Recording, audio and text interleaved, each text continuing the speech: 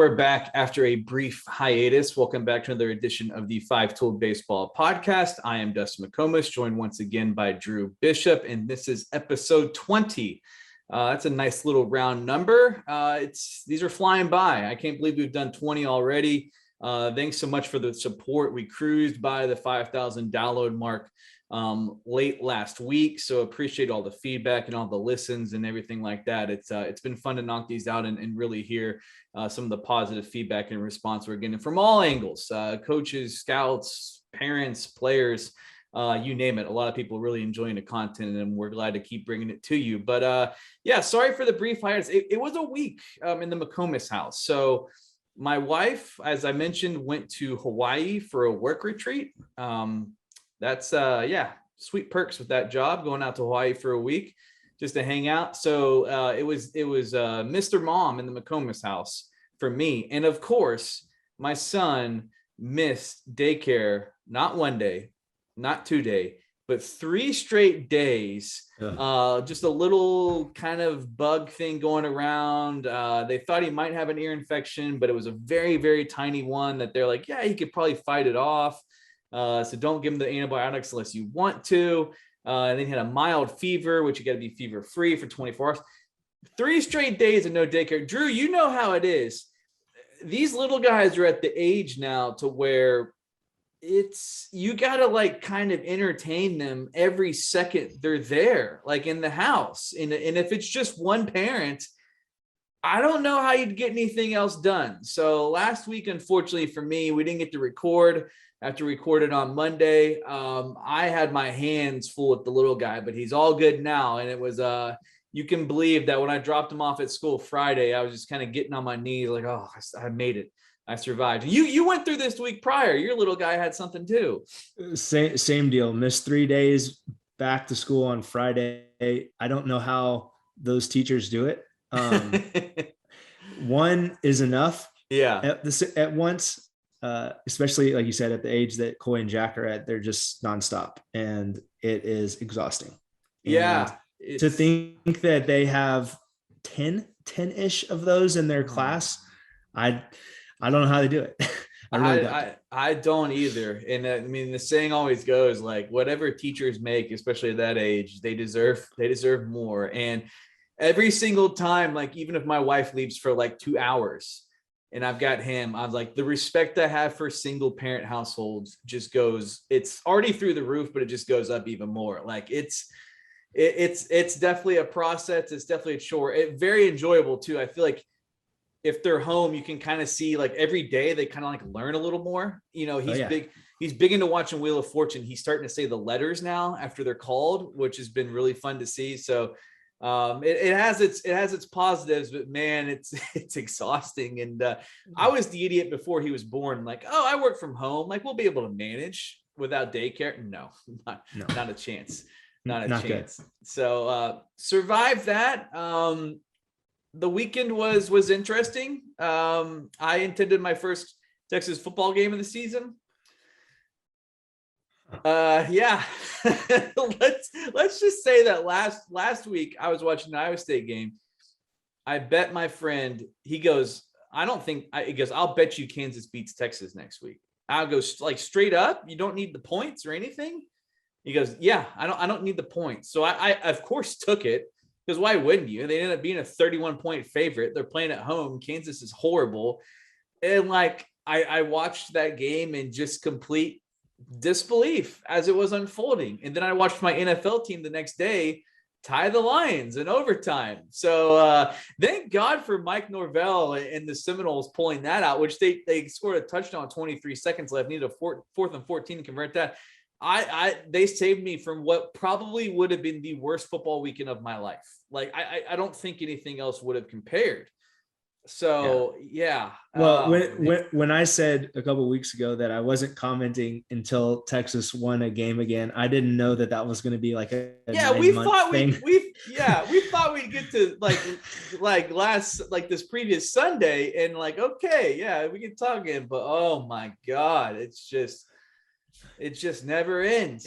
Let's talk some baseball. Never-ending cycle of just pure inexplicable chaos. But anyway, This past Wednesday began the signing period, the early signing period for a lot of sports, one of those sports being baseball. So a lot of those high school commitments, junior college commitments, sent in their signed letter of intents. It's the only thing in America that still uses the fax machine, I think. I guess that's the purpose of fax machines now is there are some programs that still use them. Okay. So the signing period began. So we figured it'd be a really good time to just kind of look at some of the classes in the region. Today we'll be doing the Power 5 programs in the state of Texas and just going through with a quick overview of those signing classes. Some programs have officially announced their entire class. Some have tweeted out some of them. It's personally, as somebody that worked in media for a long time, I'm scratching my head why all these programs have been tweeted out their guys as they come in or written something. And I guess maybe they're waiting for a couple of guys or whatever it is before the signing period closes. But some programs kind of asleep at the wheel right now, or maybe that's just oddly intentional, which wouldn't make any sense to me. But anyway, we're going to go through these programs alphabetical order and just kind of give you some thoughts, both overall, maybe on some individual players as we go through these. We have covered a lot of these guys because these programs do have many 5-55 members on there, guys from the just missed list, guys from the follow list, maybe some JUCO guys that we've mentioned before. So you've probably heard these names a time or two, but I figured it was a good time as the signing period is still ongoing, but kind of in the rearview mirror now to talk about some of these programs. And we'll start with Baylor, who announced a class of 11 for their 2020 class. A class that I like. We talk when these new coaches and these coaching staffs get to a place, and Steve Rodriguez and those guys have been there for a while, and it's kind of like what we're seeing in some of these other programs in the region, like a Texas and things like that, that they graduate from we're just trying to acquire as much talent as possible to we're trying to acquire our types of guys and also fit our holes or fill our holes. And I think that's what this Baylor class is. I think it's a really solid class, top to bottom. Got some 5-55 members like a Colby Branch, a Zach Mazuk, the catcher from Georgetown. Colin McKinney was a late ad for Baylor. He threw the ball exceptionally well this fall. A guy that was committed to Texas State and ended up flipping to Baylor. Jojo Medine, an infielder that we've talked about, switch hitting infielder. And even a guy like Walker Polk, who wasn't a 55 guy, but we saw him with that Blue Jay scout team. Definitely got some juice in the bat, some raw power. So I like this Baylor class. I think it fits what they try to find. It's a good mix of both athleticism and skill, but also kind of those competitive, hard-nosed types of players as well. But it's a solid class for Baylor overall. I feel like they just keep signing these types of recruiting classes. Yeah, well, I know from experience playing against someone we're at Texas, they're exhausting to play. They have a lineup top to bottom that just grinds out at bats, good hard-nosed players. On the mound, they get after you. A lot of times they don't have big stuff, but they really know how to pitch. And Coach Rodriguez and Coach Strauss do a really good job with that pitching staff. And it's exhausting mentally to play them. And I don't know any other way to explain it, but like you said, they find guys that fit what they're looking for. Mike Taylor's the recruiting coordinator, who is also, one of the architects along with Coach Pierce at Texas, back at Rice when they were building those teams in the early 2000s. So, Mike has a lot of respect and has been doing it for a really long time. And has a type of guy that he looks for and does a good job finding him. A lot of people know this in the baseball world, but his brother, Randy Taylor, is a longtime scout in the Rangers organization, and for a long time put together the area code team. So, he has a really good contact, at probably on speed dial to help, vet guys and see who his brother's seen. But Mike has always done a great job of finding guys that fit what he's looking to do offensively. And this class is no different than that. One of the kids that they got from California is Ben Greaves' son. So, some major league bloodlines there. Class of 11, like you said, 9 kids from Texas, 2 kids from California. So, I think that's an area that they know well with Coach Strauss and Coach Rodriguez, having been at Pepperdine before coming to Baylor. So, a typical profile for their class. But like you mentioned, we got 4 guys from our 5-tool-55 out of 11. So, they're doing a good job figuring out what they need and going and getting it. Yeah, they are. Guys like Branch and Median, kind of those high upside, really athletic and skilled middle infielders that can, kind of profile different ways defensively. Mentioned Magic, but a guy like a Caleb Bergman that they added, a guy that I saw later on this summer, kind of really competitive, high energy kind of guy. One of those guys that I think from a makeup standpoint, is going to get the most out of his skill and out of his talent and be a positive influence in the program and things like that. But yeah, you mentioned it, you go play Baylor in a 3-game weekend series, and it's a grind. It's a grind throughout that lineup.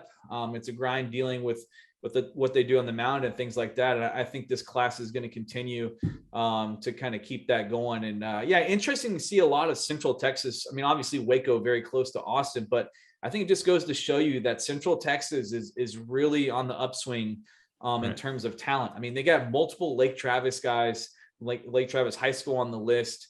And that's not even including guys like Luke Jackson and Pierce George, who are 5-55 guys. So Lake Travis is going to be, again, one of the top programs in the state of Texas and probably nationally as well. So Cedar Ridge guy on the list, Cedar Ridge High School from Rockwall. And Central Texas is really becoming a hotbed for baseball talent, kind of joining Houston and Dallas and with San Antonio on the upswing as well. So go ahead. Yeah, and then another guy to mention in that is Walker Polk. He's played a lot of high-level baseball in his life. He's got baseball in his bloodlines, and he's always been with a winning team with those Tigers organization. So he's a guy that knows how to win, and he knows how to hit, and he can play a bunch of different positions, and he'll find his way into the lineup at some point. Yeah, that bat's going to figure out a way to get in there at some point. And I think his dad played at Baylor too. We always talk about coaches' dads and things like that. I mean, he's going to understand kind of what's required at the next level and making that jump in both competition and how to handle business and everything like that. So a solid 11-man class for Baylor that they've got signed during the early signing period. Sticking in alphabetical order, going to TCU. Another class that I think we've talked about with guys like, Anthony Silva and Marshall Lipsy and Murphy Brooks and those kind of guys. Ben Abdel is a 55 guy, a lefty on the mound. It looks like a TCU type of class. I think you got to start with Silva with them just because he profiles, if he makes it to school, there's going to be a couple guys on this list. I think that TCU might have to sweat with him and Abelt. But if he makes it to school, I mean, it's a potential instant impact kind of guy, really solid all around skill set, checks the makeup box as well. But you look at what they got on the mound, they've got some physicality, they've got some projection, they got, Abel is kind of the unique crossfire lefty. I mean, it feels like TCU has those kinds of guys that offer that kind of unique look on the mound. I feel like they always have like a 6'9" guy out of nowhere that just kind of has this angle. Russell Smith. Yeah. And it's tough to handle, but you look at what they do from the position player standpoint, and a lot of kind of that tough guy, hard-nosed guy, competitive. I think a Lipsy profiles as a classic kind of outfielder that they take. Maybe he's a top of the order kind of guy that can run a little bit, that can impact the baseball some, but a solid class for TCU. And the first class for Kirk Sarloos, although he definitely had his hand in a lot of these guys being an assistant coach there at TCU and taking over from Jim Schlossnagle when he left for Texas A&M. Yeah, well, one of the things that kind of highlights the way they've built some of their teams is if you look at the 16 high school signees they've got 7 from Texas, 4 from California, 1 from Iowa, 1 from South Carolina, 1 from Utah, 1 from Arizona, and 1 from Indiana. And it just kind of, to me, that highlights a little bit of them having to be very picky and finding kids that can afford to go to TCU if they're not on huge scholarships. TCU and Baylor run up against that a lot with school not being cheap, especially for the private schools that they are.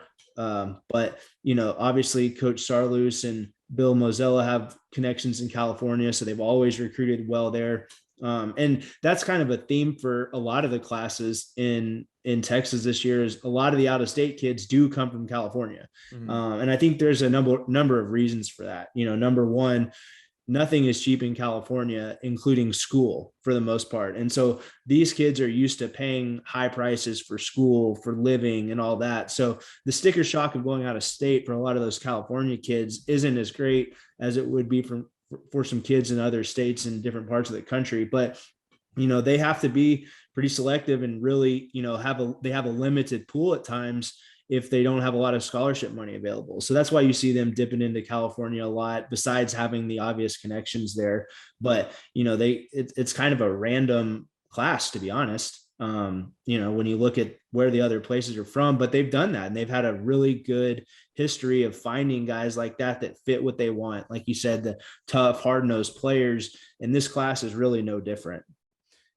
Yeah, and along those lines too, I mean, I find it interesting that you look at some of the arms they got, and a lot of arms from out of state, which, when you have a guy like Sarlus that's been there a long time as a pitching coach, I mean, they know what they look for and they know what they like. And, it just, if they can find those guys out of state and it kind of fits with the price, like you were saying, and everything like that, they're not afraid to go make that kind of move. And they've raised their profile so much over the last 10, 20 years that they can appeal to those guys now. Like they can go get a guy from a Clemson, South Carolina, out of SEC country to go play baseball at TCU because of the success they've had in the Big 12 and reaching the College World Series and things like that. But you see a lot of concentration in Texas, and then a lot of out-of-state flavor as well.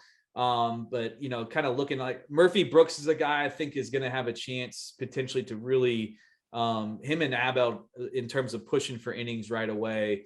They're going to have arms at TCU, but I think those guys are going to be weakened potential guys sooner than later. But yeah, it's got a mix of a lot of in-state guys, a lot of out-of-state guys, and I think that they know what they want in their pitchers, and they kind of go out and get them, even if that means going out of state. And kind of looking at the total Texas 2022 class, I mean, it is a little bit of a down year, I think, for arms in the state of Texas, whereas I think next year's cycle with some of the 2023 work I've done looks like it's a more deeper, stronger class of arms. So TCU going out of state and flexing some muscle there.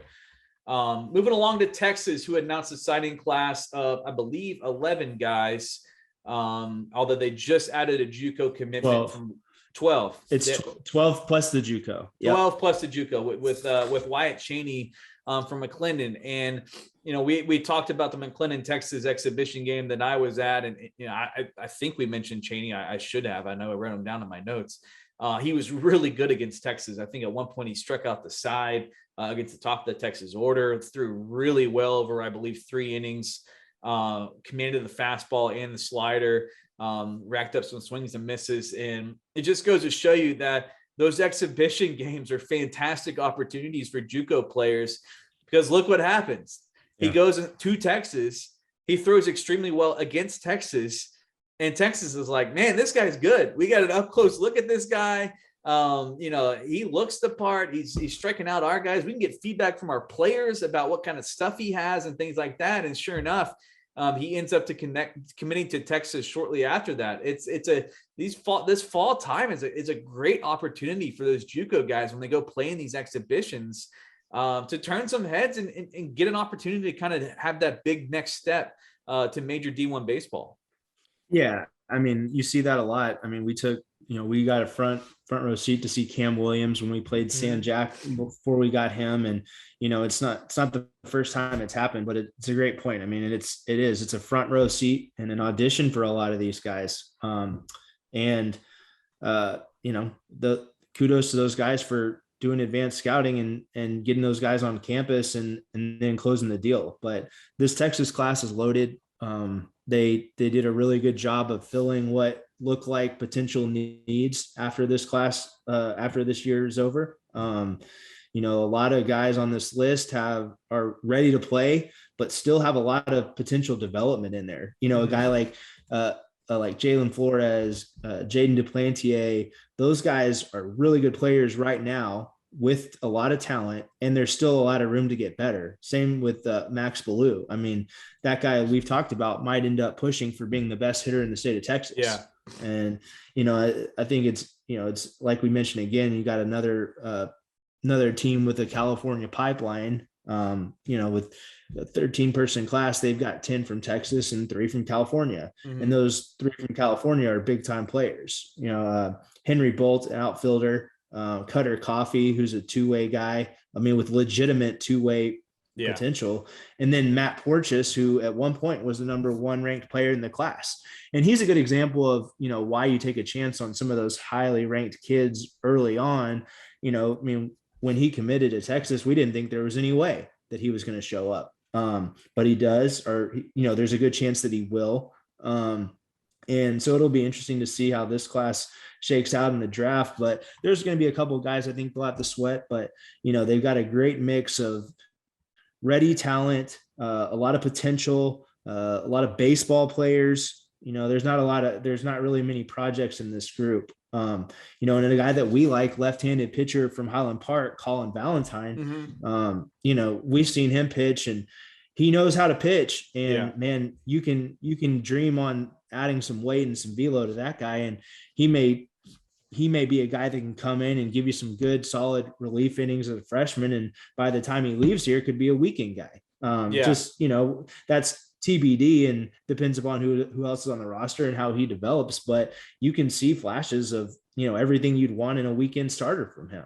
Yeah. The ability to command, to me is become underrated for pitchers because it's, so much right now is about velocity and about, stuff and pitch design and things like that, because it's all very, very important. I mean, velocity is the most important thing when it comes to generating results for pitchers, but command has become in a lot of ways, I think, underrated. And you get a guy like that projects physically, and you start to look at the ability to command the baseball, to spin the baseball naturally, to throw multiple pitches for a strike. I mean, that's, those are very, very valuable things. I mean, that's the type of guy that you get in your program. He adds some weight, he gets stronger, the velocity ticks up a little bit, but he can execute a scouting report. He can execute his pitches. That stuff matters, especially when you make a jump to the next level where, the ability to just throw the baseball by guys decreases. The ability for guys to swing and miss your stuff decreases when you go from high school to the college ranks. So yeah, that's a good get for Texas. And I believe he committed really early on too. So Texas had to take a chance there. Like, hey, we're not afraid that the radar gun is telling us that this guy isn't close to breaking 90 yet. But we see the body, we see the way the arm works, we see the stuff, we see the command and the execution. This is a guy we're confident we can take a chance on. And this will be a class that come MLB draft time, it's going to be interesting. I don't think that there's a slam dunk first rounder in this class. But I do think that there are a few guys that could be potential millionaires in this group. Sure. I think Henry Bolt probably after area code is the one that Texas is probably going to have to sweat the most. I believe he's the one that hit a homer and broke a window in a like a building behind it, the field at area code. We mentioned Ballou, like he's got a chance to be the best hitter in Texas for the 2022 class. And if you get enough scouts that believe that the impact ability to drag the ball over the fence is in there, that's a guy that I think Texas is going to have to sweat as well. We mentioned, Jared Thomas, Jalen Flores. I think if you're a Texas fan, root for the run time to be average or below average, that sort of thing. Root for the ball to not go flying over the fence as much with him, because you look at the way he moves, the way his mind works, and just it's a pro body, it's a pro looking player. That's going to be one that Texas potentially sweats. But on the flip side of that, there's a chance they get all of these guys. Probably not a high chance, but there is a chance, because there just isn't. There isn't one of those guys that like, okay, for sure, this guy is a top 20 pick in the draft that's going to sign. Like, they don't have one of those guys. So I think it's a really strong class top to bottom. Like you said, it's a good mix of guys that are both ready to make the jump, but also guys that still have projection as well, whether that's physically and skill or whatever it is. It kind of checks all the boxes, I think, and good mix of arms, good mix of bats, athleticism as well. Some multi-sport guys like a Brenner Cox, who we talked about in the 5 tool 55, a guy that can really, really run, standout football player as well. A guy Duplantier that I think that, if we think that Flores is more likely to go pro, that's probably your future shortstop at Texas, just because of what he can do with the glove. And what the makeup is like, having Big Brother on campus and seeing what he's done, and just how much better Jaden's got from 2020 to 2021, the huge jump that he's made there. So a really strong class for Texas. And, I think if you just look at right now, the signing class on paper, I think it's one of the best classes I can remember them signing. No doubt. They've had some ones that were loaded with a couple of guys that ended up being first rounders and such, but top to bottom, I mean, this is a really, really strong class. Yeah. Well, I mean, like we talked about, probably the best way to build a team is in college baseball is making sure that the second tier of guys shows up. Yes. So not the guys that are 100% going pro, like a Homer Bailey or a Dylan Bundy, guys like that. But that's where you can really get in trouble, is if you lose a bunch of those guys in the draft. Yeah. Right. So that's what will add to the angst for Texas in this class, because there are guys that you can see being potential All-Americans for you, that if you get them, you're set. But if you end up not getting several of them, then it can just totally destroy a class. So, but it's the way to go about building a team, especially an established team, an established roster. You see a smaller class like this, only 13 guys, that's not huge. And, that gives them the ability, if they see the right guys, to cherry pick in the portal, they can. Some teams don't have that luxury, like, A&M, which we'll get to, they're in that collecting talent phase, and you'll see it in the numbers. And you have to do that at a lot of places early on. That's just the way you've got to build. But it is interesting, Coach Pierce and Sean have done a really good job of piecing together a roster, not just collecting talent like you often have to do early on. And it really seems to line up a lot with what they're potentially losing, is what it seems that they're filling in with this class. Yeah. And it just, thinking back to the Tanner Witt class, they had that collection of guys that's, that were kind of on that borderline. And it's like, if you just get one of them, look at, like, it can change the trajectory of your program. I kind of refer to those guys as guys that can, they elevate your ceiling. You've got this ceiling, and then if you get one or two of those guys, all of a sudden they can kind of raise what you're capable of. And there's a lot of guys like that in this class. And I agree with you. Like, it's about taking a lot of those second tier, big time prospects and crossing your fingers that you get more of them than you lose.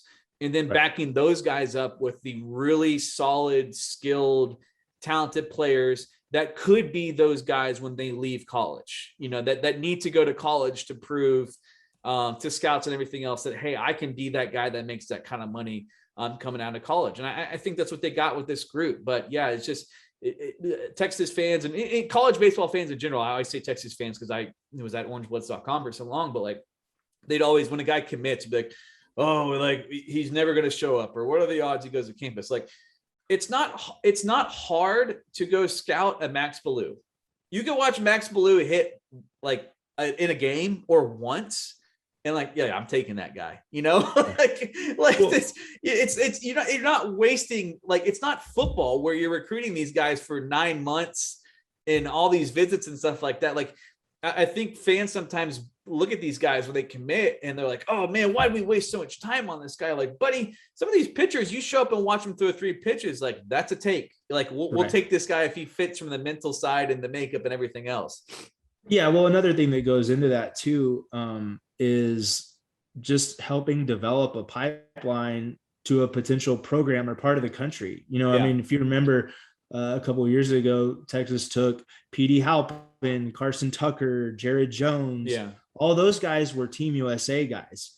And once we got Carson Tucker, then that started piquing the interest of a lot of these other California USA guys. And, now clearly Texas has gone back to the well. So, it's not always a waste, even if the guys don't show up. Right. If a kid's from a part of the country and he's a big name prospect and everyone around knows about him, that may create the ability for another kid to say, hey, what's Texas about, or what's A&M about, or what's TCU about? TCU had they signed a kid from Iowa. Well, if you remember that, I'm pretty sure that's where Evan Scoug was from. You definitely, if he wasn't from Iowa, it's definitely that part of the country. So, it's, there's a reason to sign some of these guys, even if you don't think they're going to show up. I mean, if they show up, great. We've got a great player. But on top of that, it can get people in that part of the country talking about you if that's not what you're close to. Yeah. And if you're looking at areas of the U.S. that consistently pump out great high school baseball talent, San Diego and Los Angeles, like every single cycle, like areas outside, whatever it is, near the city, outside the city, whatever, there's always really, really good players in those areas. And even like a Carson Tucker, like, there's parts of Arizona that can like a really, really big time and have been for a long time for baseball talent. So yeah, it's a great point. Like, even if those guys don't show up, like it resonates with kids that they hear about and that they play against and that they see, and maybe they know, like, oh, like this guy, I know this guy. I played with Team USA from, he's from California. Like, we've played each other growing up. He's going to Texas, huh? Interesting. And the joke around here, as we know, is so many Californians move to Austin all the time, or Texas in general. Like, there's, and part of that too is there's a lot of similarities between kind of the culture and the weather and the style. It's a short flight for a lot of guys and things like that. So I'm not surprised to see, some of these programs we talk about that are able to go out to California, right, and go get some guys. And it just happens to be one of the best areas for baseball as well. But moving to the Texas A&M class, not a lot of out-of-state guys with this group. I believe they do have a California guy in Lucas Kelly from the San Francisco area. But man, a lot of commitments, a huge class. As you mentioned, they're definitely in the talent acquisition phase, and also finding those guys that fit what they want to be about, both from a position player standpoint and on the mound. And look, I got to imagine recruiting is fun for those guys right now, because if you look at this class, it's super deep. It's super talented. It's instant impact guys. It's bats. It's athleticism. It's a really, really good recruiting class for Texas A&M. And for me, I started with Justin Lampkin. I know he's number 2 in our 5-55, but I've kind of planted my flag for that guy because I kind of feel like I'm sticking my neck out there a little bit with where we rated him. But I love the dude. I don't know if he's going to show up to campus. But man, you look at what he can do from the left side and how he projects. That's a special arm. But Justin Vasos, Jace Lavallette that they got, Blake Binderup threw the ball extremely well this fall. I think he's the guy that Texas A&M is probably gonna have to sweat now. 6'6", really good athlete on the mound. Both parents D1 athletes. You can see it in how it plays on the mound. But Luke Jackson, a guy from Lake Travis that really had a strong summer, pitched his way into being on that radar. Shane Shadayal, who his dad kindly corrected the pronunciation of his name a long time ago. We used to joke that I screw up the names, and I managed to screw up that one, even though it's 4 letters. But he threw exceptionally well for the Dodgers scout team this fall. But it's Brandon Arvidsson, a guy that had a strong summer and ended up flipping his commitment from Texas State to Texas A&M. Cason Wells, one of the top outfielders in the state of Texas. Top to bottom, this is a really good recruiting class.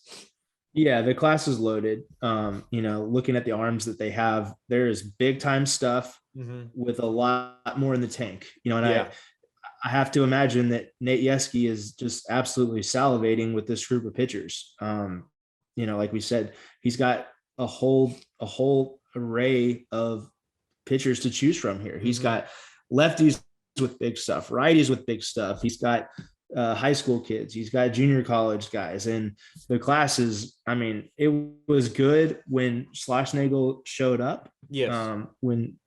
But they just continue to add to it, and it's loaded. I mean, they're going to have a lot of people to choose from as they continue to shape their roster with the new regime in College Station. But, like you said, they've got a little bit of everything. They've got athletes in the middle of the field. They've got catchers. They've got a couple two-way potential guys. Some guys can hit for power, guys that can run.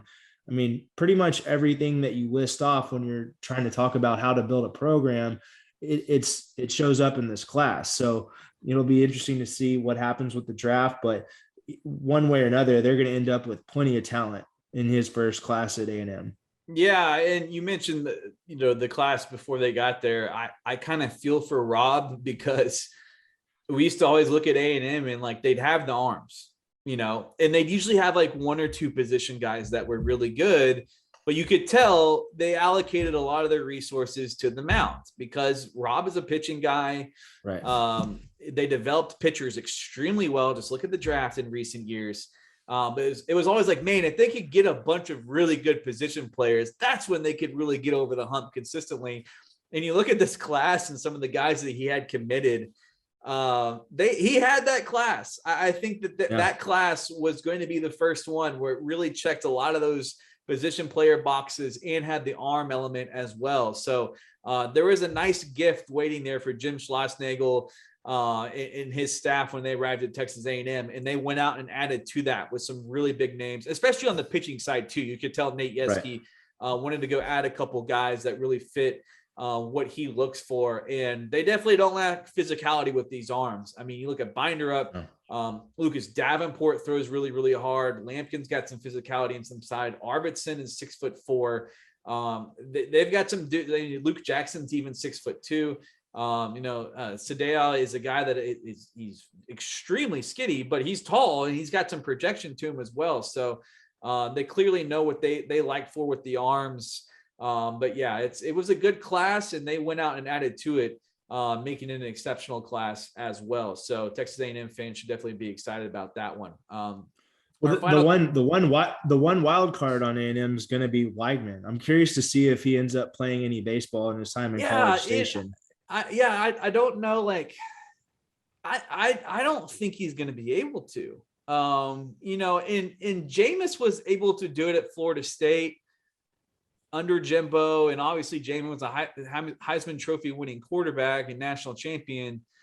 So I guess it's possible, but I think for Jameis, like he was just a relief guy. So it's a little bit different. Like, Weigman is a position player and could be an exceptionally good one.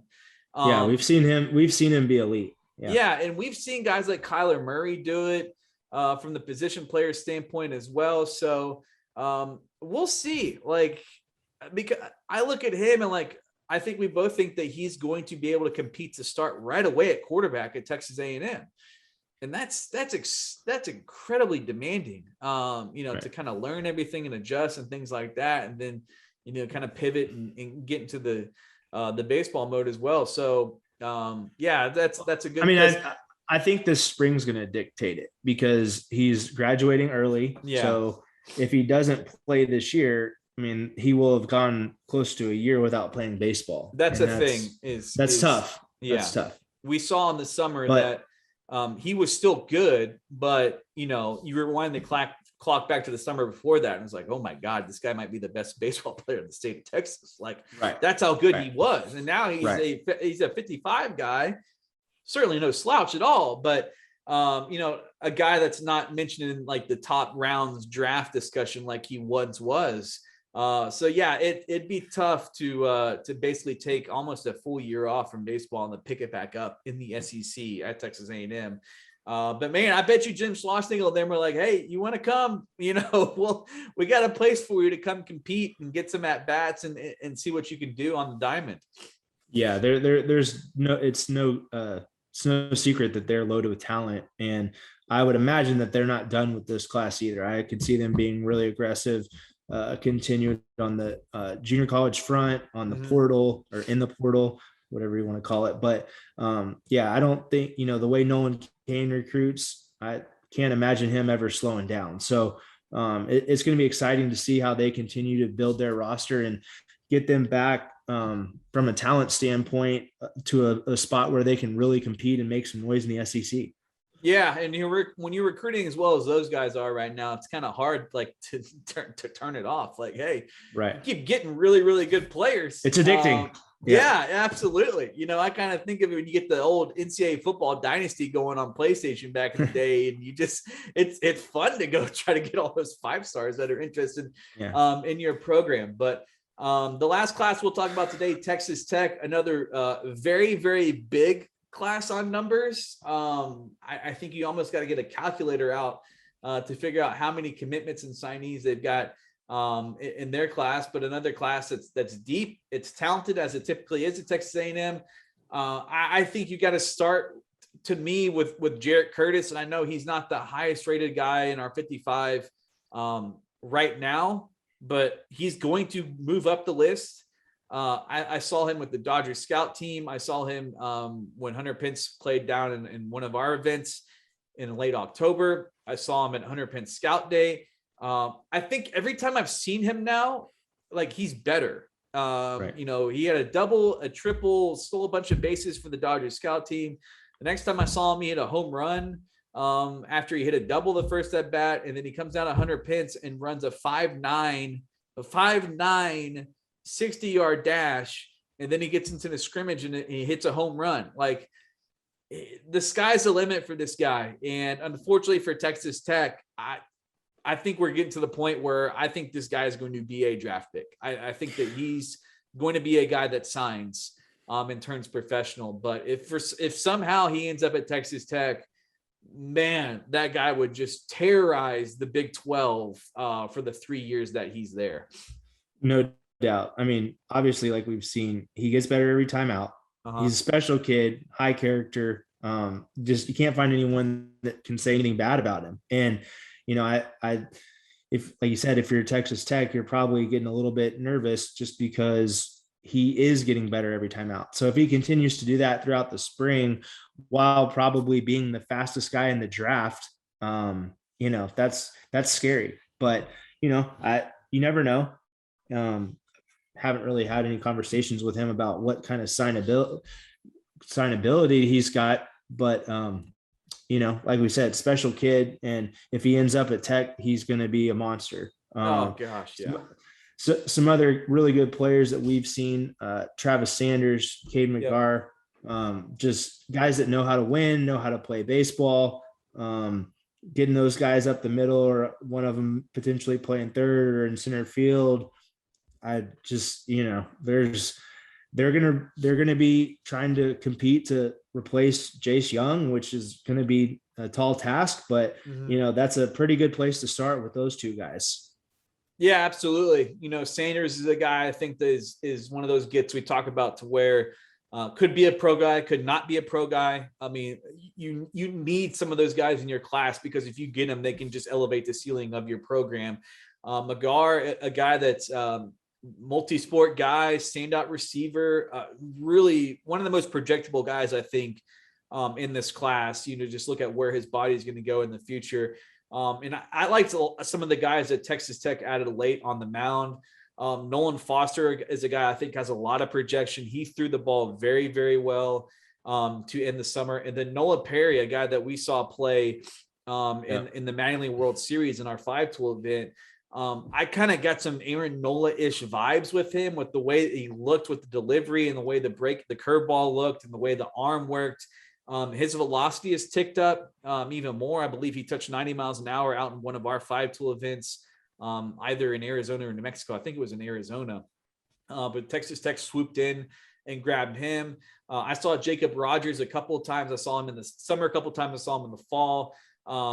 The velocity is there. Athleticism is there. I think that he's just a pitch shape change away from potentially being a guy that could throw a lot harder with better spin and better results in that area as well. And, they got some catchers too. Dylan Maxey's the guy I saw in the summer, undersized, but still growing, hasn't matured yet. I think he's got a real chance to stick behind there defensively.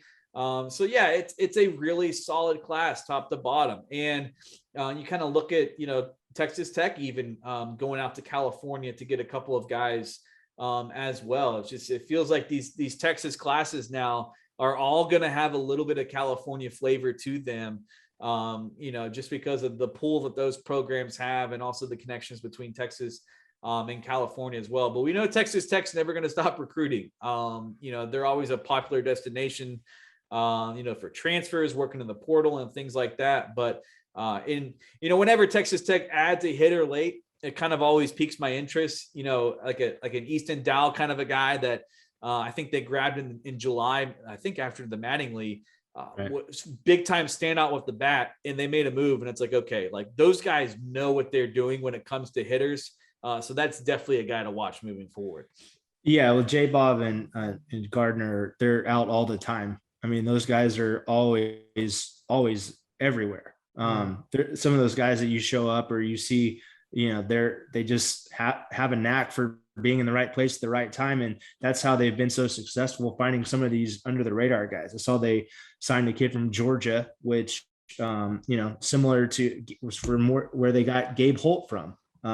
He was a guy that no one really knew a whole lot about. And then all of a sudden he's an All-American. You just look up and he hits 400 and just absolutely ridiculous career at Tech. But, they do a good job of turning over all the stones. And, a lot of times they find some unique pieces that turn out to be key players in Omaha teams for them. So they've done a great job. They develop well. They have a type that they look for, and that's what they've been successful with. So, kind of like we mentioned about Baylor, a lot of these programs have that type of player that has been successful for them, and they look for that. And, we talked about it a little bit.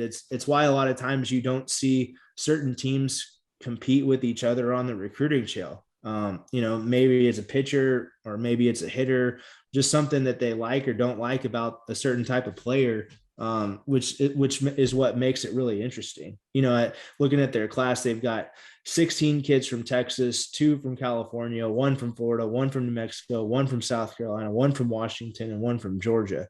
So, J Bob's been racking up the miles, and I know, like I said, Gardner's out all the time. And it's part of the reason they've been so successful. They're always turning over that roster and, making sure that they've got what they need. They're always active in the grad transfer market, the transfer portal. So, just continue to stock up on talent and love it.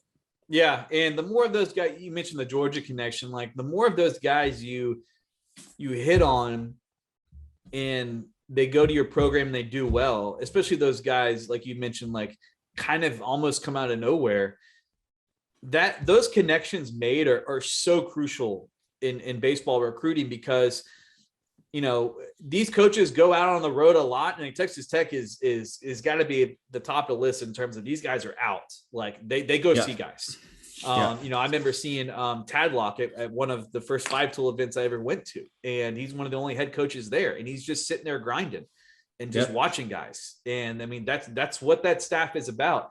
But if you hit on a couple of those guys, those relationships and those connections are just invaluable, because you can go fly to Georgia once or twice, but it's not like you can go there 15 times and go watch a kid. You've got to really depend on, hey, we had a guy from this area come and do a thing at Texas Tech. Like, we're interested in this guy. Like, what do you think? Like, and when all these coaches we have on there, when we ask them about recruiting and things like that, like, they have to do their homework and they have to call their trusted sources to really get a good feel for these guys, especially these out-of-state guys. And, the more of those guys you hit on, the more of those connections you make, it can allow these programs that we've talked about to kind of spread their wings a little bit nationally and go pluck a guy from these different regions, from the SEC country, from the Pac-12 area, and not have to go see these guys 10 times before they can make a decision on them, because they can kind of trust those people that they've talked to. But yeah, Texas Tech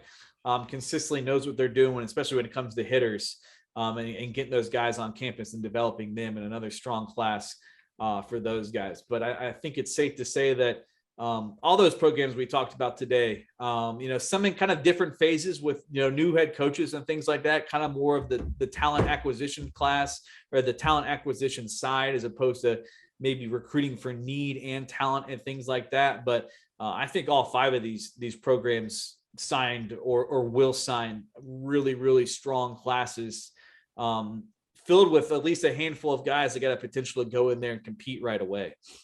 Sure. Yeah. I mean, it is interesting to start, once you start really looking at the classes closely, to kind of get a feel for what their strategy is, what they're trying to replace versus what they're trying to just add talent wise.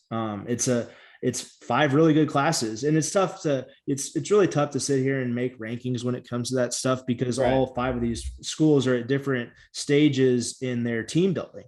But I mean, you could make a case that 3 or 4 of these are the best class out of the group. I mean, it's especially when you start factoring in what they need, right? And it's tough to do that, because it's an apples to oranges conversation when you're talking about rankings, because the number of players, the volume versus the fit, are they getting guys that fit what they do, because that can make a player more valuable to them than another school if they're fitting in a critical need, right? And so it's interesting. I mean, there's obviously different styles. Like I said, there's a lot of teams, looks like Tech's going to be losing a lot of guys this year, so it makes sense that they have a bigger class. Mm-hmm. But it's just part of it, and that's what these coaches have to figure out, and it's what makes it interesting, and it's what makes college baseball so fun, because there's so much turnover from year to year. Yeah. And so many opportunities for those guys to get in there. And I feel like with a lot of these programs we discussed, I feel like every fall when those guys get on campus, there's a guy that people start talking about that wasn't one of these highly rated guys, right. But that these coaches know what they're doing. They know what they look for. They know what kind of fit they want. And all of a sudden this guy kind of emerges. Like a Mitchell Daly wasn't super hyped when he got to Texas, although he was a very popular guy in scouting circles, and ended up being, I think, on a couple of freshman All-American lists and things like that. So it's tough to assign overall class grades for the, like, there's like different needs, and you might be losing a ton of outfielders, and we talked about it with the scholarship money deal. Like, those coaches often can't offer you a scholarship based on how good they think you are. It's about its relationship to how much money they've spent at your position, the needs, how they can fit you in, how they can all balance that sort of thing as well. Like, I've talked to, coaches during the summer and in the fall about, guys, they're out still looking for guys. And it's like, well, we've already signed this many outfielders. So it's like, we can't really afford to take another one, because we've already allocated a lot of our resources there as well. So yeah, it's tough to assign overall grades to those classes, and especially before the Major League Baseball draft. But I think we're both confident saying these 5 programs have definitely checked a lot of boxes that they needed to check with these signing classes. But all right, I've got a question for you. Okay. Have you seen the Reese's peanut butter cup pie? Yes, I was sent this yesterday by a couple different people. My question is, would you eat a slice of it? I mean, if it was my only option, yeah, I would try. Well, it's not like a life or death thing. Like, you're choosing between eating this or not. Like, let me read you the nutrition facts first. 7,680 calories, 432 grams of fat, 4,800 milligrams of sodium, 816 carbs. Oh my gosh. Hey, 48 grams fiber. There you go. 620 grams of sugar, 192 grams of protein. Reese's, I like how they include this at the bottom. Reese's says pie should be cut into 48 pieces. Serving size. Okay. That's what they have. That's what they have to do to be able to put a respectable number, like serving size, on the back of the box, for you to not just put it down the second you look at it in the store. So I'll say this: I wouldn't I wouldn't go look for it, but if it ended up at a place that I was eating and there weren't other options, would I try it? Sure. And Well, what are we talking about options? Like you have to have a ridiculous dessert after you eat? Like is those like are those the options we're talking about? I'm assuming you're thinking about some sort of Thanksgiving or holiday meal. Okay. Like I know who just serves pie, like on a normal occasion. I don't know. I'm talking to a guy that eats bags of butter tortillas in one sitting. So like, I don't know what kind of like, what your dessert style is. It can go in phases. Okay. But like, are you I can do without it. Okay. So you don't have to have something dessert wise after every meal. No. Okay. No. I'm a salty guy. Okay.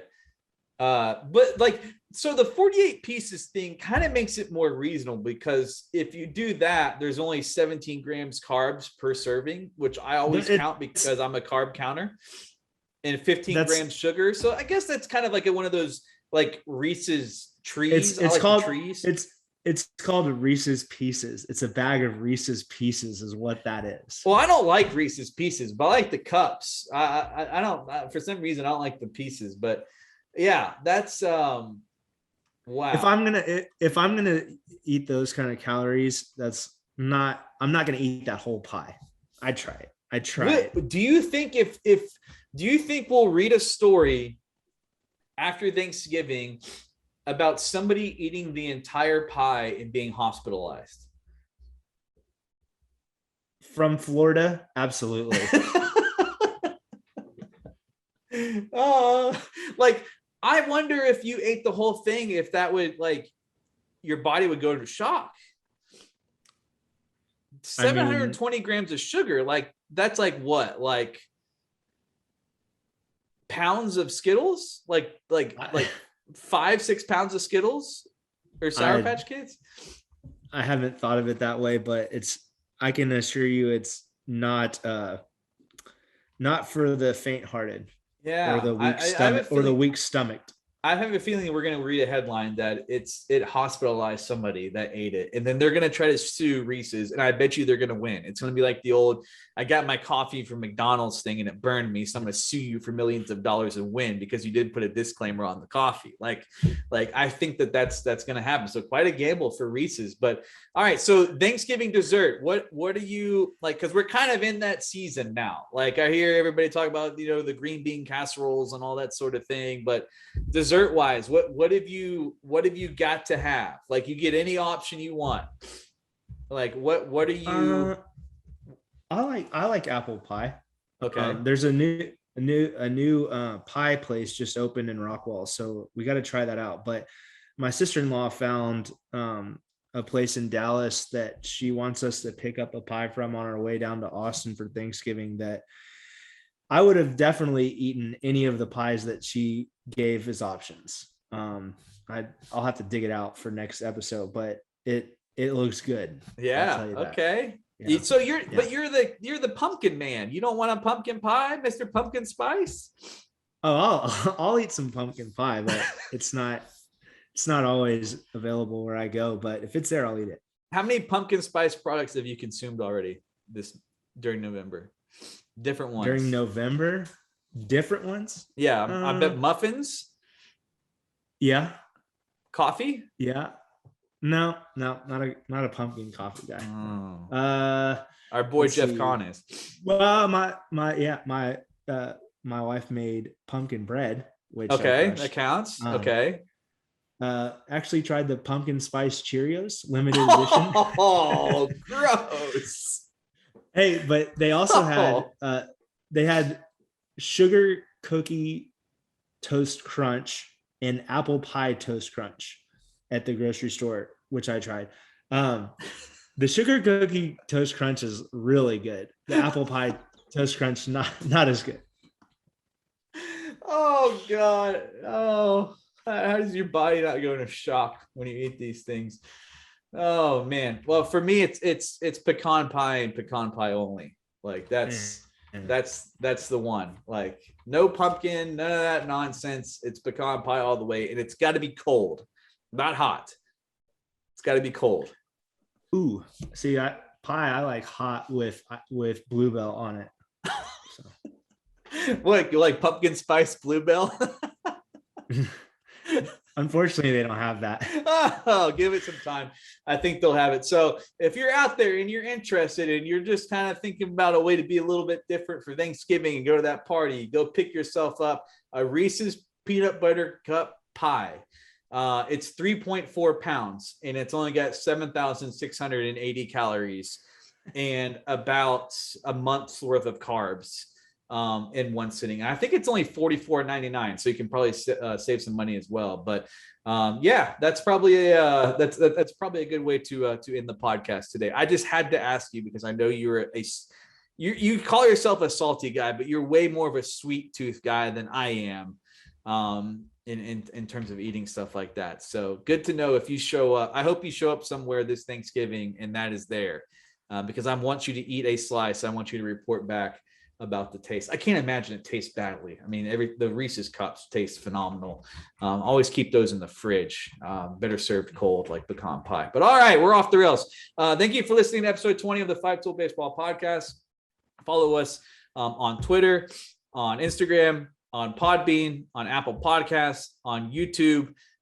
Please, if you go to Apple Podcasts and you listen to us from there, if you could leave a review and a rating, it would really help us out. It kind of just helps the podcast be more accessible and easy to find when people are searching baseball podcasts and things like that as well. So leave us feedback. If you got topics you want us to talk about, we'll have a chance to cover those as well. But covered a lot of the recruiting classes today. We'll get into more of them in the future. But until we talk to y'all next time, take care and don't eat the entire Reese's peanut butter cup pie. Don't, because you'll go to the hospital.